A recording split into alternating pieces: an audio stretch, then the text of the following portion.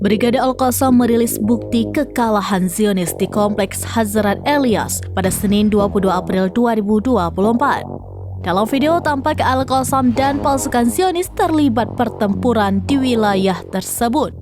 Namun Zionis diklaim mengalami kekalahan dalam pertempuran itu. Posisi Zionis juga dihujani rudal hingga meledak hebat. Al-Qassam juga tampak menembakkan lusinan peluru ke posisi Zionis. Akibat serangan Al-Qassam tersebut, 2 tentara Israel tewas di lokasi, di mana 1 di antaranya merupakan tentara wanita.